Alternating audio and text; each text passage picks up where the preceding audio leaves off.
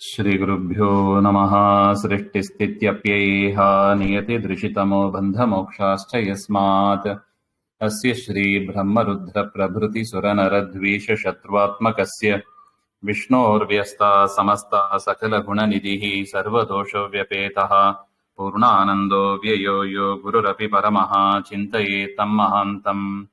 जन्माद्यस्य यतोऽन्वयादितरतश्चार्थेष्वभिज्ञस्वराट् तेने ब्रह्महृदायादिकवये मुह्यन्ति यं सूरयः तेजो वारिमृदां यथा विनिमयो यत्र त्रिसर्गो मृषा धाम्ना स्वेन सदा निरस्तकुहकं सत्यं परं धीमहि। नारायणं नमस्कृत्य नरं चैव नरोत्तमं देवीं सरस्वतीं व्यासं ततो ग्रन्थमुदीरये। कृष्णाय वासुदेवाय हरये परमात्मने प्रणतः क्लेशनाशाय गोविन्दाय नमो नमः। ಶ್ರೀ ಗುರುಭ್ಯೋ ನಮಃ. ಶ್ರೀಮದ್ಭಾಗವತ ತೃತೀಯ ಸ್ಕಂದ ಅಷ್ಟಮೋಧ್ಯಾಯದಲ್ಲಿ 21ನೇ ಶ್ಲೋಕ.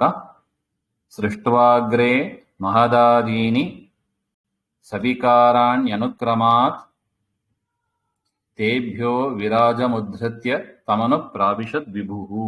ಹಾಗೆ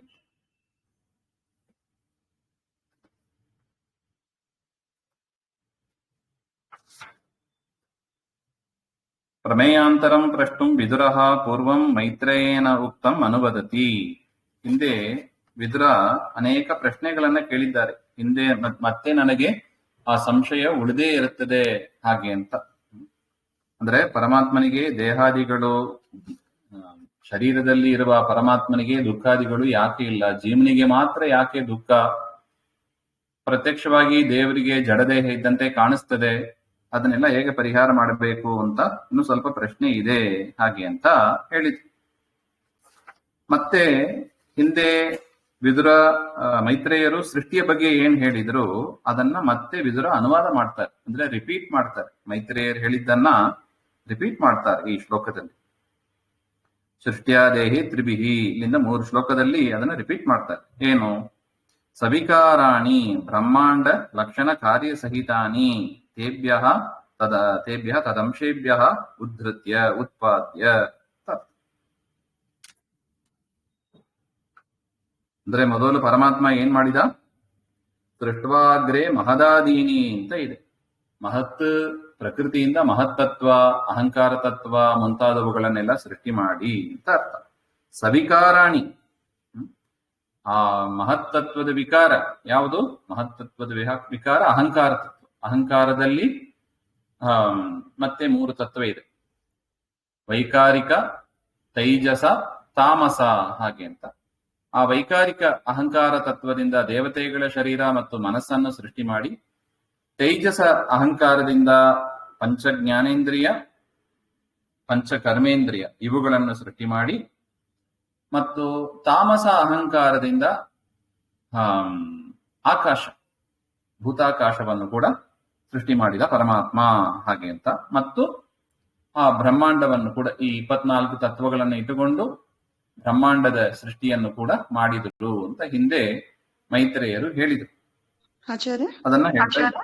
ಹಾ, ಇವಾಗ ಮಹತ್ತತ್ವ ಅಹಂಕಾರ ತತ್ವ ಎರಡು ಒಂದೇ ಅಲ್ವಾ? ಅಲ್ಲ, ಒಂದೇ. ಮಹತ್ತತ್ವ ಅದು ಬ್ರಹ್ಮದೇವರ ಶರೀರ, ಅಹಂಕಾರ ತತ್ವ ಅದು ರುದ್ರದೇವರ ಶರೀರ. ಮಹತ್ತತ್ವದಿಂದ ಬಂದದ್ದು ಅಹಂಕಾರ ತತ್ವ. ಅಂದ್ರೆ ಅಹಂಕಾರ ತತ್ವದ ತಂದೆ ಮಹತ್ತತ್ವ ಅಂತ ಅರ್ಥ.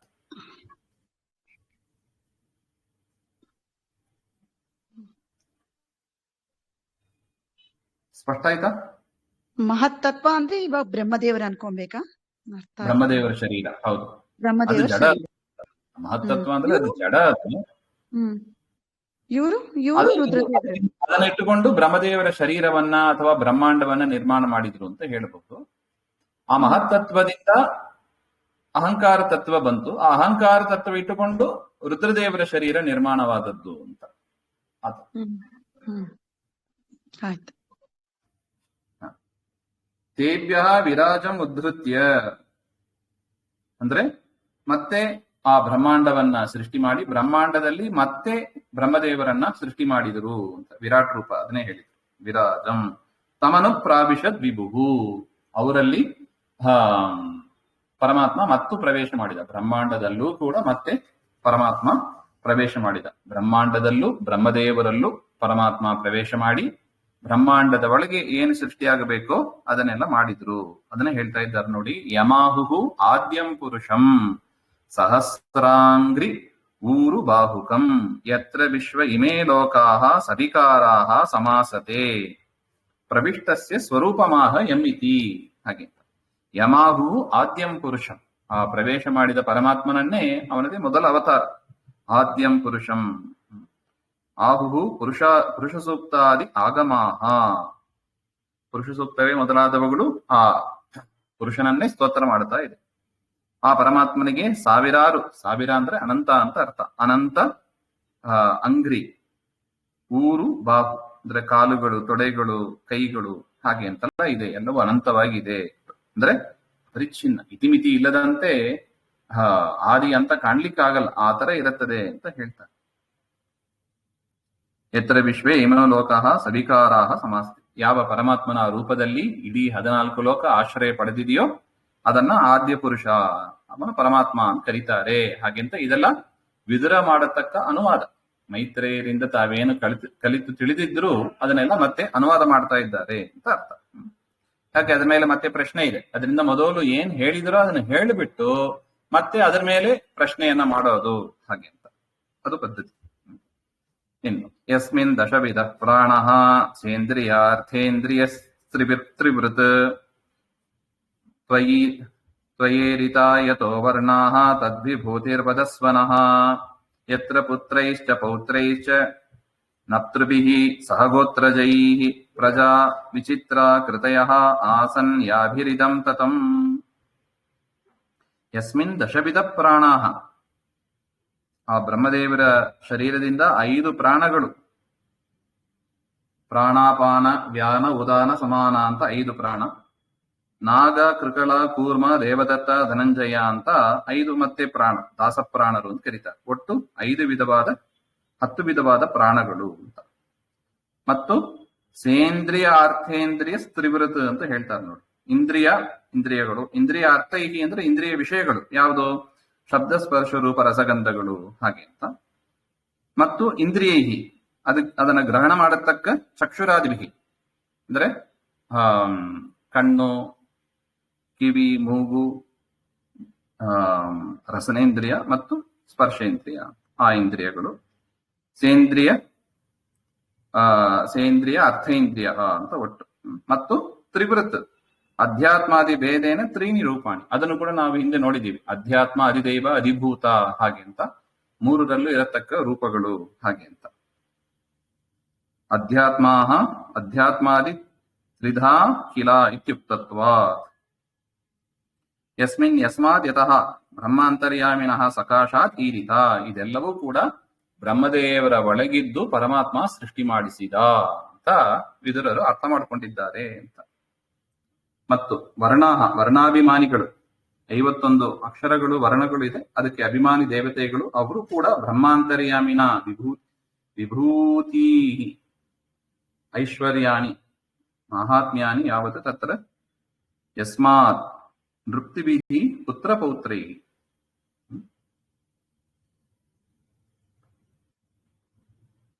ಆ ಬ್ರಹ್ಮದೇವರಿಂದ ವರ್ಣಗಳ ಆವಿರ್ಭಾವ ಹೇಗಾಯಿತು ಅದನ್ನ ವದಸ್ವನಃ, ಅದನ್ನ ನಮಗೆ ತಿಳಿಸಿಕೊಡಿ.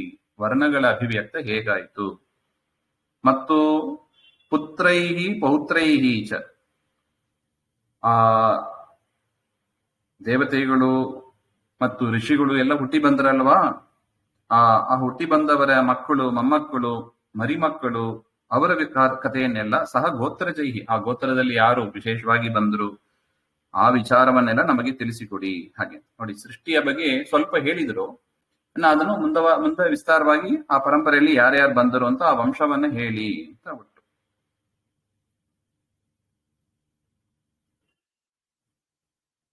ಪ್ರಜಾಹ ವಿಚಿತ್ರಾಕೃತಯ ಆಸನ್ ಯಾಭಿರಿದಂ ತತಂ, ಅವರೆಲ್ಲ ವಿಚಿತ್ರವಾದ ಆಕಾರವುಳ್ಳವರು, ಅವರಿಂದಲೇ ಈ ಜಗತ್ತು ಪೂರ್ಣವಾಗಿತ್ತು. ಆ ವಂಶದ ವಿಸ್ತಾರವನ್ನ ನಮಗೆ ಹೇಳಿ, ಹಾಗೆ. ಯಾರದು ಕಥೆ ಹೇಳಬೇಕು, ಯಾರ ವಂಶದ ವಿಸ್ತಾರ ಹೇಳಬೇಕು ಅಂತ ಅವರೇ ಹೇಳ್ತಾರೆ. ಪ್ರಜಾಪತೀನಾಂ ಸಹ ಪತಿಹಿ ಚಕ್ಲುಪೆ ಕಾನ್ ಪ್ರಜಾಪತಿ. ಪರಮಾತ್ಮ ಏನ್ ಮಾಡಿದ? ಬ್ರಹ್ಮದೇವರನ್ನ ಪ್ರಜಾಪತಿ, ಪ್ರಜಾಪತಿಗಳ ಪತಿಯಾದವ ಪರಮಾತ್ಮ ಅಂತ. ಪರಮಾತ್ಮ ಪ್ರಜಾಪತಿ ಅಂದ್ರೆ ಬ್ರಹ್ಮದೇವರನ್ನ ಸೃಷ್ಟಿ ಮಾಡಿ ಅವರ ಮುಖಾಂತರ ಅನೇಕ ಋಷಿಗಳನ್ನೆಲ್ಲ ಸೃಷ್ಟಿ ಮಾಡಿ. ಯಾರು ಪ್ರಜಾಪತಿಗಳು? ಯಾರು? 9 ಪ್ರಜಾಪತಿಗಳು ಅಂತ ಬರ್ತಾರೆ, ಅವರ ವಿಚಾರ. ಮತ್ತೆ ಸರ್ಗಶ್ಚೈವ ಅನುಸರ್ಗಾಂಶ್ಚ, ನವವಿಧ ಸರ್ಗ ಮತ್ತು ಅನುಸರ್ಗ, ಅದರಲ್ಲಿರತಕ್ಕ ಪ್ರಭೇದಗಳು. ಸರ್ಗ ಅಂದ್ರೆ 9 ವಿಧವಾದ ಸರ್ಗ, ಅದು ಯಾವುದು ಅದನ್ನೆಲ್ಲ ತಿಳಿಸಿ. ಮತ್ತೆ ಅದರಲ್ಲಿರತಕ್ಕ ಪ್ರಭೇದಗಳು, ಅದನ್ನ ಅನುಸರ್ಗ ಅಂತ ಕರೀತಾರೆ, ಅದನ್ನು ತಿಳಿಸಿಕೊಡಿ. ಹಾಗೆ ಇನ್ನು ಮನುಗಳು, ಮನ್ವಂತರಾಧಿಪಾನ್, ಯಾವ ಮನುಗಳು ಬಂದರು? 14 ಮನುಗಳು ಇರ್ತಾರೆ ಒಂದಿನಕ್ಕೆ ಅಲ್ವೇ? ಬ್ರಹ್ಮದೇವರ ಒಂದಿನಕ್ಕೆ 14 ಮನುಗಳು. ಆ ಮನುಗಳ ವಿಸ್ತಾರವನ್ನು ಕೂಡ ತಿಳಿಸಿಕೊಡಿ ಹಾಗೆ ಅಂತ ಪ್ರಶ್ನೆ ವಿದುರನ್. ಇನ್ನು ಏತೇಷಾಮಪಿ ವಂಶಾಂಶ್ಚ ವಂಶಾನುಚರಿತಾನಿ ಚ ಉಪರ್ಯದಶ್ಚ ಯೇ ಲೋಕಾಃ ಭೂಮೇತ್ ಮಿತ್ರಾತ್ಮಜಾಸತೆ ತೇಷಾಂ ಸಂಸ್ಥಾಂ ಪ್ರಮಾಣಂ ಚ ಭೂರ್ಲೋಕಸ್ಯ ಚ ವರ್ಣಯ. ಇನ್ನು ಆ ಮನುಗಳು, ಆ ಮನುವಿನ ವಂಶದಲ್ಲಿ ಯಾರ್ಯಾರು ಬಂದರು ಅವರ ವಿಚಾರವನ್ನು ಕೂಡ ನಮಗೆ ತಿಳಿಸಿಕೊಡಿ ಹಾಗೆ. ಏತೇಷಾಮಪಿ ವಂಶಾಂಶ್ಚ, ವಂಶ ಅನುಚರಿತಾನಿ, ಆ ವಂಶದಲ್ಲಿ ಬಂದ ರಾಜರು ಯಾರ್ಯಾರು ಬಂದ್ರು. ಅನುಕೂಲ ಅಂದ್ರೆ ಅದು ರಾಜರ ವಂಶನೇ, ಅದು ನಮ್ಮನ್ನ ಆಳ್ತಾರೆ ಅಂದ್ರೆ ಕ್ಷತ್ರಿಯರೇ. ಆ ವಂಶದಲ್ಲಿ ಬಂದ ವಿಶೇಷವಾದ ರಾಜರ ಚರಿತ್ರೆಯನ್ನೆಲ್ಲ ಹೇಳಿ ಹಾಗೆ ಅಂತ. ಇನ್ನು ಭೂಮಿಯ ಮೇಲೆ ಕೆಳಗೆ ಇರತಕ್ಕ ಲೋಕಗಳು, ಭೂಮಿಯ ಮೇಲೆ 7, ಭೂಮಿಯ ಮೇಲೆ 6 ಲೋಕ ಇದೆ, ಭೂಮಿಯ ಕೆಳಗೆ 7, ಒಟ್ಟು 14 ಲೋಕ ಇದೆ. ಆ ಲೋಕಗಳು ಮಿತ್ರಾತ್ಮಜ, ಮೈತ್ರೇಯರೇ, ತೇಷಾಂ ಸಂಸ್ಥಾಂ, ಅದು ಎಲ್ಲಿದೆ, ಅದರ ಪ್ರಮಾಣ ಏನು, ಭೂಲೋಕದ ಪ್ರಮಾಣ ಏನು, ಅದನ್ನೆಲ್ಲವೂ ಕೂಡ ನಮಗೆ ತಿಳಿಸಿಕೊಡಿ ಅಂತ ಪ್ರಾರ್ಥನೆ.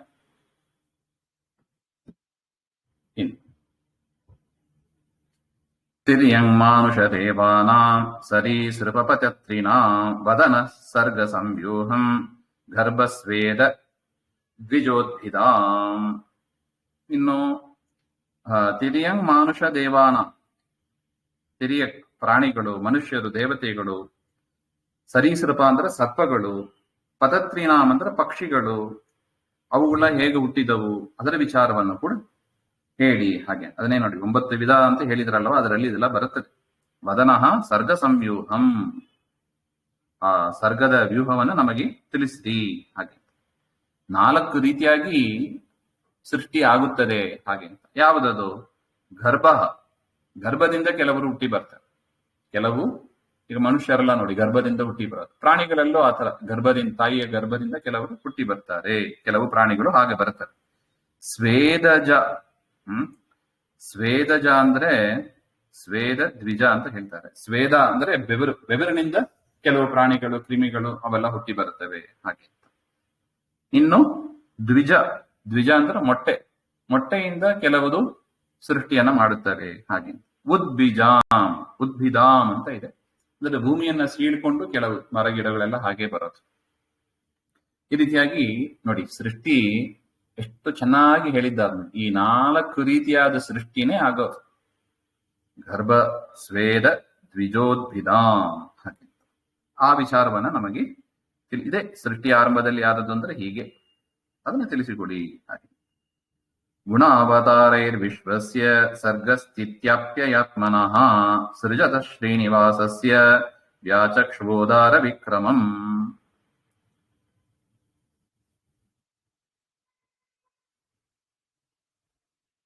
ಗುಣಾವತಾರೈಹಿ, ಸತ್ವಾದಿ ಗುಣ ಪ್ರವರ್ತಕ ಅವತಾರೈಹಿ.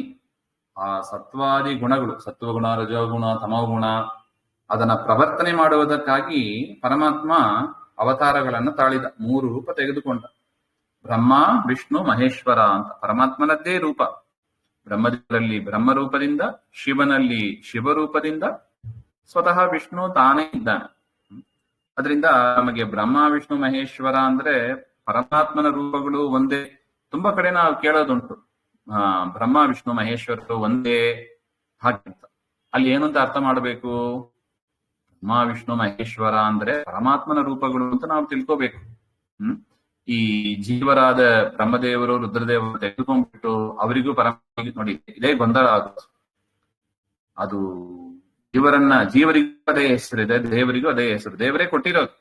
ದೇವರೇ ತನ್ನ ಹೆಸರನ್ನ ಬ್ರಹ್ಮದೇವರಿಗೂ ಶಿವನಿಗೂ ಕೊಟ್ಟಿದ್ದಾನೆ. ಅದು ಕನ್ಫ್ಯೂಸ್ ಮಾಡಿಕೊಂಡು ನಾವೇನ್ ಮಾಡ್ಬಿಡ್ತೀವಿ ಕೆಲವೊಮ್ಮೆ, ಬ್ರಹ್ಮ ವಿಷ್ಣು ಮಹೇಶ್ವರ ಒಂದು ಅಂತ ಹೇಳ್ಬಿಡ್ತೀವಿ. ಆದ್ರೆ ವಾಸ್ತವಿಕವಾಗಿ ಬ್ರಹ್ಮ ವಿಷ್ಣು ಮಹೇಶ್ವರ ಅಂದ್ರೆ ಅದು ಪರಮಾತ್ಮನ ರೂಪ.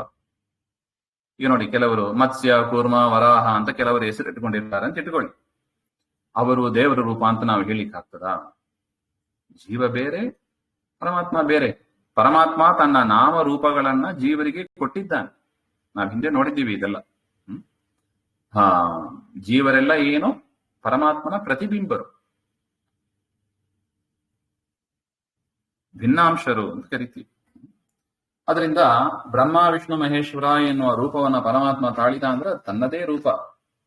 ಅದನ್ನ ಕೆಲವರು ಸರಿಯಾಗಿ ಅರ್ಥ ಮಾಡಿಕೊಳ್ಳದೆ ಜೀವ ಬ್ರಹ್ಮರು ಒಂದು ಅಂತ ವ್ಯಾಖ್ಯಾನ ಮಾಡು. ನೋಡಿ, ಇದೆಲ್ಲ ಒಂದು ಇಂಡಿಕೇಟರ್ಸ್. ಇದೆಲ್ಲ ಈ ತರ ಶಬ್ದ, ಸಂಸ್ಕೃತ ಶಬ್ದ ಹಾಗೇ ಇದೆ. ಸರಿಯಾಗಿ ಗುರುಮುಖೇನ ತಿಳ್ಕೊಂಡು ನಾವು ಅದನ್ನ ಅರ್ಥ ಮಾಡ್ತೇವೆ.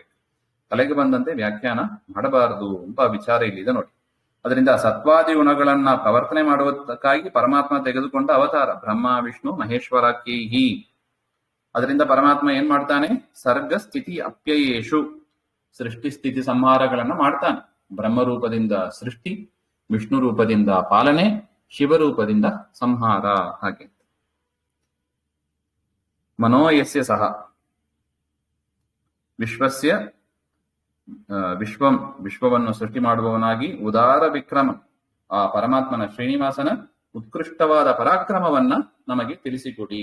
ಹಾಗೆ ಈ ರೀತಿಯಾಗಿ ಪ್ರಕೃತಿಯನ್ನ ನಿಯಂತ್ರಣಗೊಳಿಸಿ ಜಗತ್ತಿನ ಸೃಷ್ಟಿ ಸ್ಥಿತಿ ಸಂಹಾರಗಳನ್ನ ಮಾಡತಕ್ಕ ಪರಮಾತ್ಮನ ಉದಾರವಾದ ಒಂದು ಚರಿತ್ರೆ, ಅವನ ಪರಾಕ್ರಮ, ಉತ್ಕೃಷ್ಟವಾದ ಪರಾಕ್ರಮವನ್ನ ನಮಗೆ ತಿಳಿಸಿಕೊಡಿ. ಹಾಗೆ ಮತ್ತು ವರ್ಣಾಶ್ರಮ ವಿಭಾಗಾಂಶ್ಚ,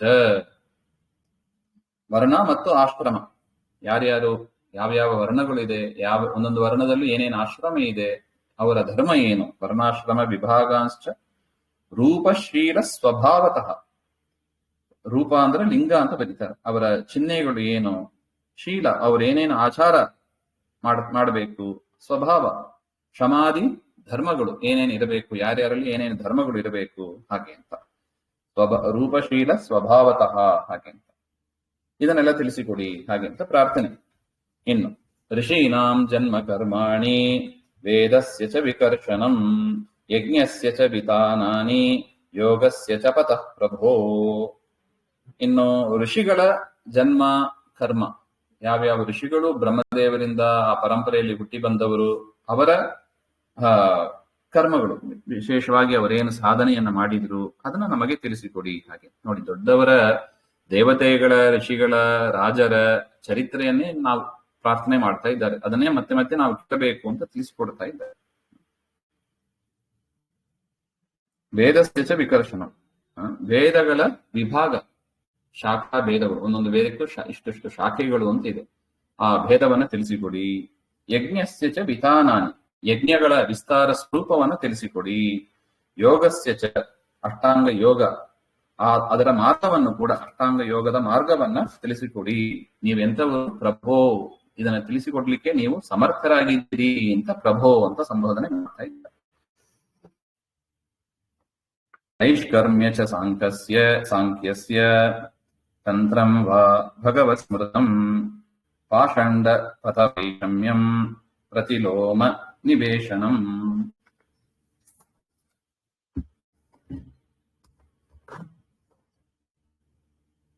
ಮೋಕ್ಷ ಸಾಧನಸ್ಯ ಸಾಂಖ್ಯ, ಮೋಕ್ಷವನ್ನು ಕೊಡತಕ್ಕ ಸಾಂಖ್ಯ ಶಾಸ್ತ್ರದ ವಿಚಾರ.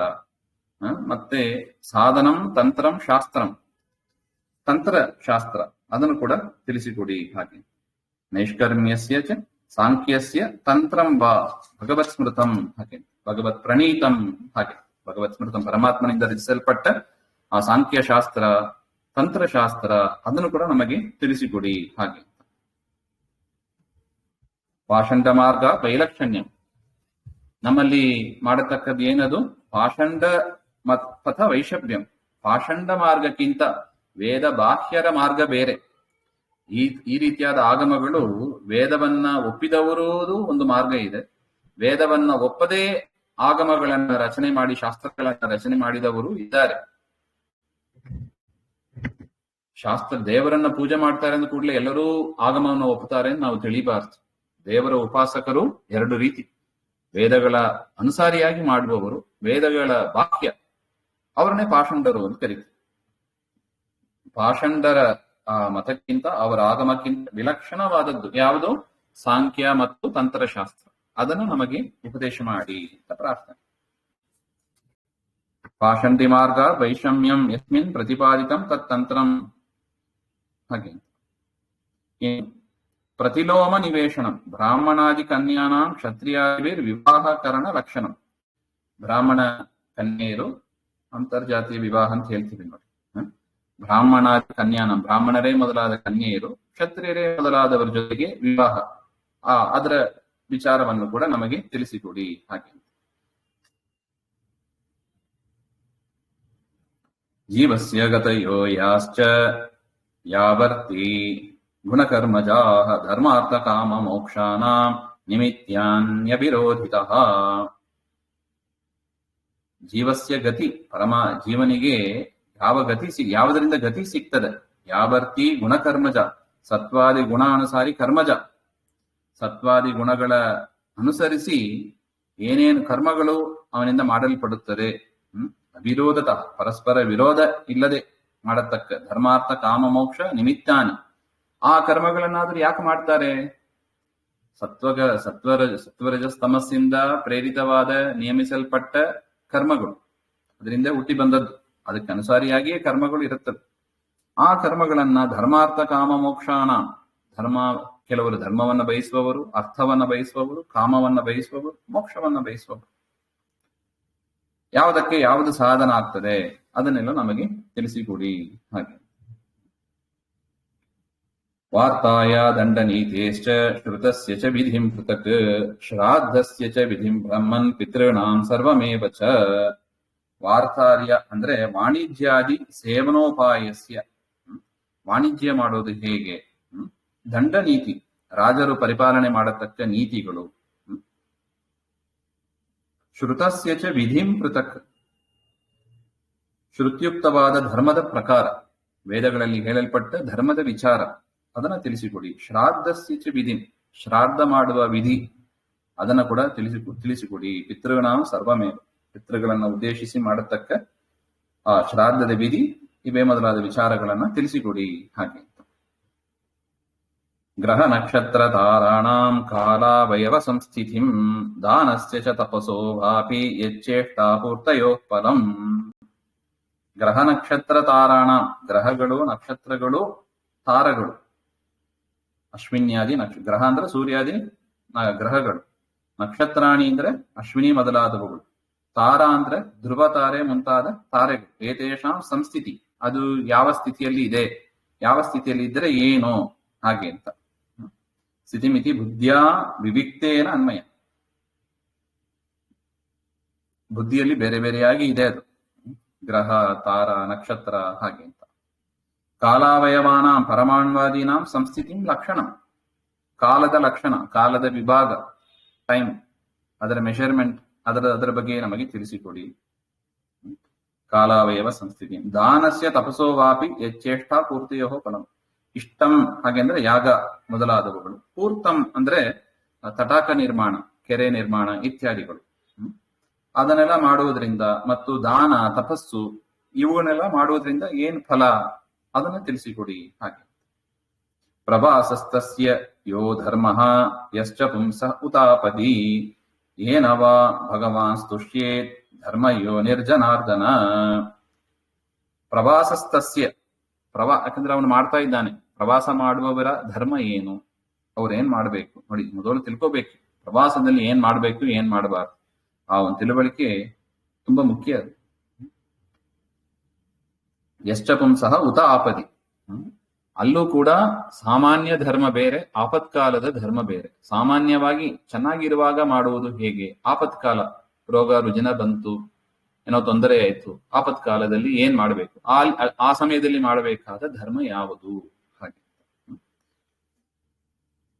ನೋಡಿ. ಎಷ್ಟು ಪ್ರಾಕ್ಟಿಕಲ್ ಆಗಿದೆ ನೋಡಿ. ಧರ್ಮ ಯಾವಾಗಲೂ ಒಂದೇ ರೀತಿ ಇರೋದಿಲ್ಲ. ಏಕಾದಶಿನೇ ಇರಬಹುದು, ಶಕ್ತರಿಗೆ ಮಾಡತಕ್ಕ ನಿಯಮಗಳೇ ಬೇರೆ, ಅಶಕ್ತರಿಗೆ ಮಾಡತಕ್ಕ ನಿಯಮಗಳೇ ಶಾಸ್ತ್ರದಲ್ಲಿ ಹೇಳಿದ್ದಾರೆ. ಆದರೆ ಶಕ್ತರೋ ಅಶಕ್ತರೋ ಅದನ್ನ ನಾವೇ ಸರಿಯಾಗಿ ತೀರ್ಮಾನ ಮಾಡ್ಕೋಬೇಕು. ಸಾಮಾನ್ಯ ಅದಕ್ಕೊಂದು ಮೆಷರ್ಮೆಂಟ್ ಕೊಟ್ಟಿದ್ದಾರೆ. ಏಕಾದಶಿ 8ರಿಂದ 80 ಅಂತ ಕೊಟ್ಟಿದ್ದಾರೆ. ಸಾಮಾನ್ಯ ಅಷ್ಟರು ಆ ಮಧ್ಯದಲ್ಲಿ ಇರುವವರು ಶಕ್ತರೇ ಆಗಿರ್ತಾರೆ ಹಾಗೆ. ಅಂದ್ರೆ ಉಪವಾಸ ಮಾಡುವ ಶಕ್ತಿ ಇರುತ್ತದೆ ಹಾಗೆ. ತೀರಾ ಆ ವಯಸ್ಸಿನಲ್ಲೂ ಆಗಲ್ಲ ಹಾಗಂದ್ರೆ ಅದಕ್ಕೆ ಏನು ರಿಯಾಯಿತಿ, ಹೇಗೆ ಆಹಾರ ಸೇವನೆ ಎಂಬ ವಿಚಾರವನ್ನು ಕೂಡ ಶಾಸ್ತ್ರದಲ್ಲಿ ಹೇಳಿದ್ದಾರೆ. ಹೇಗೆ ಅದು ನೋಡಿ, ಸಾಮಾನ್ಯ ಧರ್ಮ ಬೇರೆ, ಆಪತ್ಕಾಲದ ಧರ್ಮ ಬೇರೆ ಅಂತ ವ್ಯತ್ಯಾಸ ಇದೆ. ಅದನ್ನೆಲ್ಲ ನಮಗೆ ಏನವಾ ಭಗವಾಸ್ತುಷ್ಯೇತಿ ನೋಡಿ. ಮುಖ್ಯ ಯಾವುದು? ಆಪತ್ಕಾಲ ಧರ್ಮ ಆಗಿರ್ಬಹುದು, ಸಾಮಾನ್ಯ ಧರ್ಮ ಆಗಿರ್ಬಹುದು. ಮುಖ್ಯ ಉದ್ದೇಶ ಏನು? ಪರಮಾತ್ಮನ ಸಂತೃಪ್ತಿ ಆಗಬೇಕು. ಏನನ್ನು ಮಾಡಿದ್ರೆ ಪರಮಾತ್ಮ ಸಂತೃಪ್ತನಾಗ್ತಾನೆ ಅಂತ ವಿಚಾರವನ್ನು ನಮಗೆ ತಿಳಿಸಿಕೊಡಿ. ಯಾಕೆಂದ್ರೆ ಕರ್ಮದ ಮುಖ್ಯ ಉದ್ದೇಶ ಯಾರು? ಪರಮಾತ್ಮನೇ. ಅದಕ್ಕೆ ಸಂಕಲ್ಪದಲ್ಲಿ ಹಾಗೆ ಇದೆ ನೋಡಿ. ಭಾರತೀಯ ರಮಣ ಮುಖ್ಯ ಪ್ರಾಣಾಂತರ್ಗತ ಶ್ರೀ ಲಕ್ಷ್ಮೀನಾರಾಯಣ ಪ್ರೇರಣೆಯ ಶ್ರೀ ಲಕ್ಷ್ಮೀನಾರಾಯಣ ಪ್ರೀತ್ಯರ್ಥಂ. ಕರ್ಮದ ಗುರಿ ಅಂದ್ರೆ ಅದು ಪರಮಾತ್ಮನೇ. ಅದೇ ತರ ಶಾಸ್ತ್ರದ ಗುರಿ ಅಂದ್ರೆ ಅದು ಕೂಡ ಪರಮಾತ್ಮನೇ. ಪರಮಾತ್ಮನ ಕುರಿತಾದ ವಿಚಾರವನ್ನೇ, ಅದು ದಾಸರ ಪದ ಇರಬಹುದು, ಪುರಾಣಾದಿಗಳು ಇರಬಹುದು, ಪರಮಾತ್ಮನ ಕುರಿತಾಗಿಯೇ ಇರಬೇಕು. ಅದು ವೈಷ್ಣವರಾಗಿದ್ರೂ ಕೂಡ ಚಿಂತೆ ಇಲ್ಲ ಅಂತಾರೆ. ಕೇವಲ ವಿಷ್ಣುವಿನ ಅವತಾರವನ್ನೇ ನಾವು ಕೇಳಬೇಕು ಅಂತ ಇಲ್ಲ. ವೈಷ್ಣವರ ಕಥೆಯಾಗಿದ್ರೂ ಕೂಡ ಅದು ವಿಷ್ಣುವಿನ ವಿಚಾರದಲ್ಲೇ ಪರ್ಯವಸಾನ ಆಗ್ತಾ ಇದೆ. ಅದರಿಂದ ವಿಷ್ಣು ವೈಷ್ಣವರ ಚರಿತ್ರೆಯನ್ನ ಕೇಳಬೇಕು. ಈ ರೀತಿಯಾಗಿ ಕರ್ಮ ಇರಬಹುದು, ಜ್ಞಾನ ಇರಬಹುದು, ಅದು ಭಗವನ್ಮಯವಾಗಿ ಇರಬೇಕು ಅಂತ ವಿಚಾರವನ್ನ ಪರಮಾತ್ಮ ಯಾವುದರಿಂದ ಸಂತುಷ್ಟನಾಗ್ತಾನೆ ಅದನ್ನ ತಿಳಿಸಿಕೊಡಿ ಹಾಗೆ.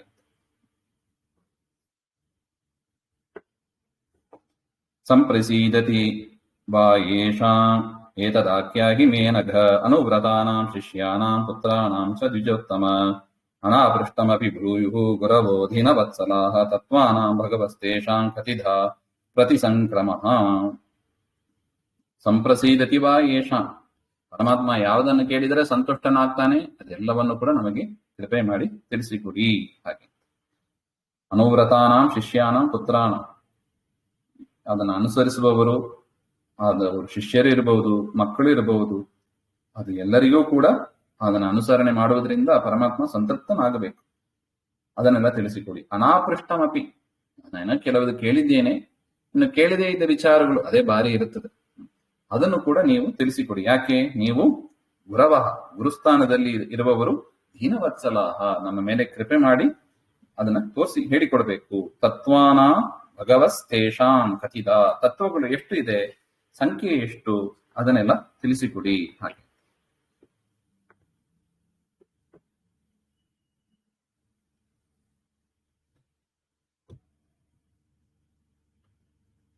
ತತ್ರೇಮಂ ಕೌ ಉಪಾಸೀರನ್ ಕವುಸ್ವಿದನುಶೇರತೆ ಪುರುಷಸ್ಯ ಚ ಸಂಸ್ಥಾನಂ ಸ್ವರೂಪಂ ವಾ ಪರಸ್ಯ ಚ ಜ್ಞಾನಂ ಚ ನೈಗಮಂ ಯತ್ತದ್ ಗುರು ಶಿಷ್ಯ ಪ್ರಯೋಜನಂ.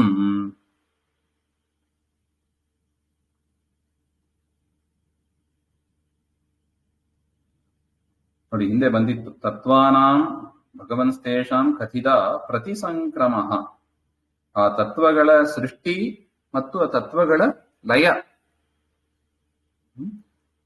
ಅದನ್ನು ತಿಳಿಸಿಕೊಡಿ. ಲಯಕಾಲದಲ್ಲಿ ಇಮಂ ಹರಿಂ, ಆ ಪರಮಾತ್ಮನನ್ನ, ಪೂರ್ಣ ಷಡ್ಗುಣೇಶ್ವರಿಯ ಸಂಪನ್ನನಾದ ಪರಮಾತ್ಮನನ್ನ ಆ ತತ್ವಗಳೆಲ್ಲ ಲಯ ಹೊಂದುತ್ತವೆ. ಆ ಸಂದರ್ಭದಲ್ಲಿ ಪರಮಾತ್ಮನ ಸ್ಥಾನ ಯಾವುದು? ನೋಡಿ, ಈಗ ಬ್ರಹ್ಮಾಂಡ ಇದೆ, ಬ್ರಹ್ಮಾಂಡದಲ್ಲಿ ಪರಮಾತ್ಮ ಮಲಗಿದ್ದಾನೆ. ಪ್ರಳಯ ಕಾಲದಲ್ಲಿ ಎಲ್ಲಿ ಇರ್ತಾನೆ? ಅದನ್ನೆಲ್ಲ ತಿಳಿಸಿಕೊಡಿ.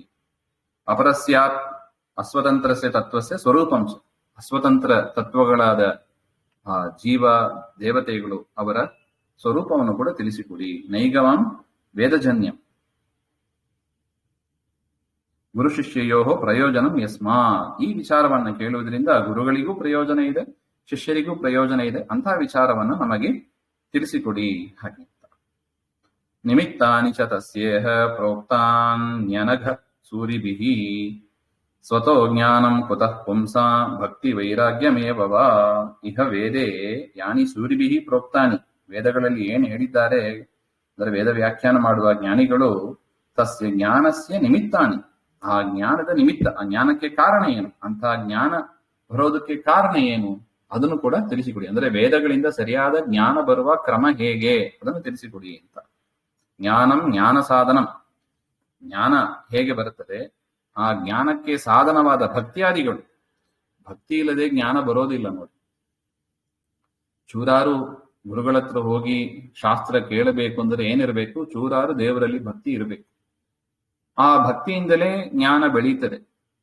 ಆ ಜ್ಞಾನ ಬೆಳೆದು ಮತ್ತೆ ಏನಾಗ್ತದೆ, ಮತ್ತೆ ಇನ್ನಷ್ಟು ಭಕ್ತಿ ಬೆಳೀತದೆ, ಮತ್ತೆ ಇನ್ನಷ್ಟು ಕೇಳಬೇಕು ಅಂತ ಅನಿಸ್ತದೆ. ಅದು ಇಂಟರ್ಲಿಂಕ್ಡ್ ಅದು.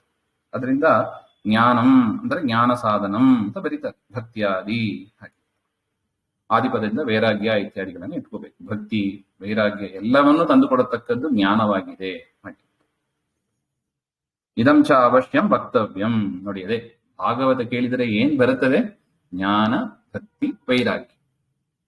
ಜ್ಞಾನವೂ ಬರುತ್ತದೆ, ಜ್ಞಾನಕ್ಕೆ ಸಾಧನವಾದ ಭಕ್ತಿ ವೈರಾಗ್ಯಗಳು ಕೂಡ ಬರುತ್ತದೆ. ಹಾಗೆ ಅದನ್ನ ತಿಳಿಸಿಕೊಡಿ. ಹಾಗೆ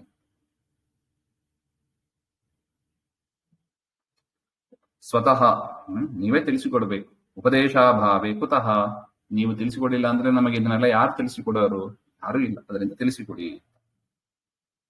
ಏವಾನ್ಮೇ ಪೃಚ್ಛತಃ ಪ್ರಶ್ನಾನ್ ಅರೇ ಕರ್ಮ ವಿವಿತ್ಸಯ ಬ್ರೂಹಿ ಮೇ ಅಂಧಸ್ಯ ಮಿತ್ರತ್ವಾದಜಯ ನಷ್ಟಚಕ್ಷುಷಃ.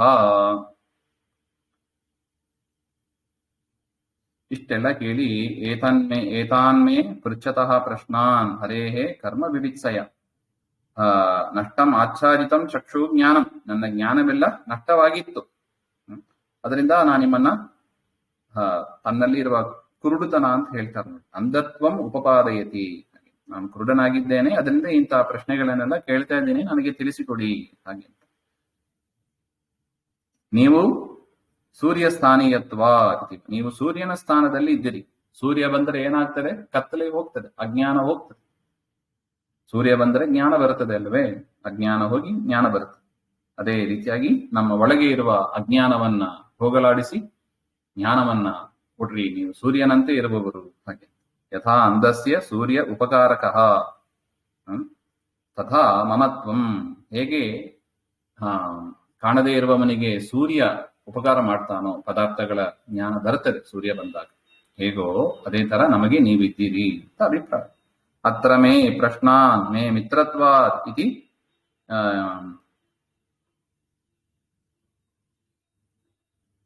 ಇತಿ ಅನ್ವಯ ಭೇದಾನ್ ನಮೇ ಇತ್ಯಸ್ಯ ಪೌನರುಕ್ತ್ಯಂ.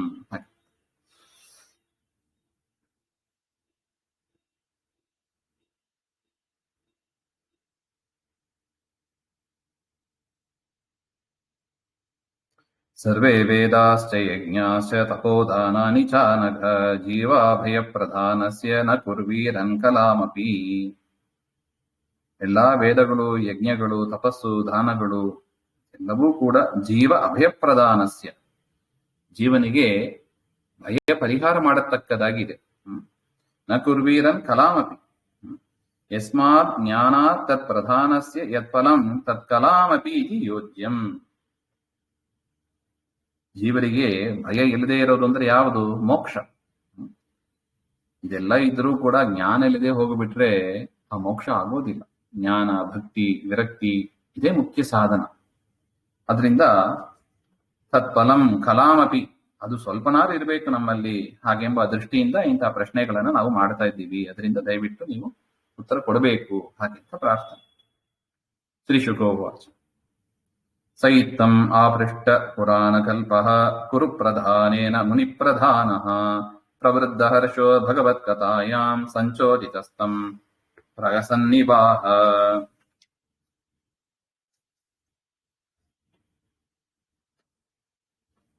ಸೈತ್ತಂ ಆಪೃಷ್ಟ ಪುರಾಣಕಲ್ಪ.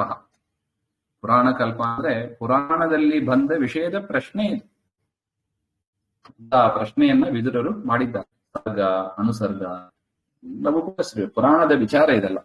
ಪುರಾಣ ಅಂತ ಆಗ್ಬೇಕಂದ್ರೆ ಅಷ್ಟೆಲ್ಲ ವಿಚಾರ ಬೇಕು ಅಂತ. ಮನುವಿನ ಚರಿತ್ರೆ ಅದೆಲ್ಲ ಪುರಾಣ ಅಂತ ಟೈಟ್ಲ್ ಇರ್ಬೇಕು ಅಂದ್ರೆ ಅದಕ್ಕೆಲ್ಲ ಇರ್ಬೇಕು. ಅಂತ ಪುರಾಣಗಳ ವಿಷಯವನ್ನೇ ವಿದುರ ಅವರು ಪ್ರಶ್ನೆ ಮಾಡಿದ್ರು. ಕುರುಪ್ರಧಾನೇನ ಕುರುಪ್ರಧಾನ, ಕುರುವಂಶದಲ್ಲಿ ಪ್ರಧಾನ ಅಂತ ವಿದುರ. ಅಂತ ವಿದುರ ಪ್ರಶ್ನೆಯಿಂದ ಮುನಿ ಪ್ರಧಾನ, ಮುನಿಗಳಲ್ಲಿ ಯಾರು? ಮೈತ್ರೇಯರು ಅವರು. ಕುರುಪ್ರಧಾನೇನ ಮುನಿಪ್ರಧಾನ ಪ್ರವೃದ್ಧ ಹರ್ಷ. ಭಾರಿ ಸಂತೋಷ ಆಯ್ತು ನೋಡಿ. ಕ್ವಶನ್ ಪೇಪರ್ ಕೊಟ್ಟ ಕೂಡಲೇ ಒಂದು ಎಕ್ಸಾಮ್ ಬರೆಯುವ ಸ್ಟೂಡೆಂಟ್ಗೆ ಎಷ್ಟು ಸಂತೋಷ ಆಗ್ತದೆ. ಆ ತರ ವಿದುರನ ಪ್ರಶ್ನೆಯನ್ನ ಕೇಳಿ ಮೈತ್ರೇಯರಿಗೆ ಭಾರಿ ಸಂತೋಷ ಆಯ್ತು. ಯಾಕೆ? ಭಗವತ್ ಕಥಾಯಾಮ್ ಸಂಚೋದಿತ. ಪರಮಾತ್ಮನ ಕಥೆಯನ್ನು ಹೇಳಬೇಕು ಅಂದ್ರೆ ಅಷ್ಟು ಉತ್ಸುಕತೆ, ಅಷ್ಟು ಆನಂದ ಬರುತ್ತದೆ. ಹಾಗೆ ಅತೇವ ಪ್ರವೃದ್ಧ ಹರ್ಷ ಅಂತ ಮೈತ್ರೇಯರು ಪ್ರಹಸನ್ನಿವ ಮಂದಸ್ಮಿತರಾಗಿ ಅವರ ಪ್ರಶ್ನೆಗಳನ್ನೆಲ್ಲ ಉತ್ತರ ಕೊಡ್ತಾ ಇದ್ದಾರೆ. ಹಾಗೆ ಇದು ಶ್ರೀಮದ್ ಭಾಗವತೆ ತೃತೀಯ ಸ್ಕಂದೆ ಅಷ್ಟಮೋಧ್ಯಾಯ. ಮುಂದಿನ ವಿಚಾರ ಮತ್ತೆ ಶ್ರೀಮದ್ ಅಂತರ್ಗತ ಶ್ರೀಕೃಷ್ಣಾರ್ಪಣಮಸ್ತು. ಶ್ರೀ ಹರೇ ನಮಃ.